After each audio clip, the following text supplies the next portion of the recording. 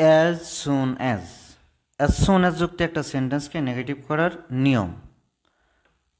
সেন্টেন্সের প্রথমে as soon as থাকলে এর পরিবর্তে নো সুনার হ্যাড এবং কমায়ের পরিবর্তে দেন বসিয়ে নেগেটিভ করতে হয়।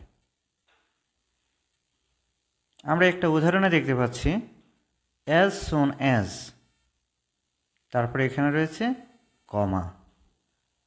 তো সেটাই বলা হচ্ছে অ্যাজ সুন অ্যাজের পরিবর্তে নো সুনার হ্যাড, তাহলে এই অ্যাজ সুন অ্যাজ এর পরিবর্তে আমরা ইউজ করব নো সুনার হ্যাড। তারপরে যা লেখা আছে আমরা সেটাই লিখব। পরবর্তীতে কমায়ের জায়গায় কি লিখব? আমরা এই দেন লিখব। দেন শব্দটা কমায়ের পরিবর্তে লিখব, তারপরে যেভাবে লেখা আছে বাকি অংশ আমরা লিখব।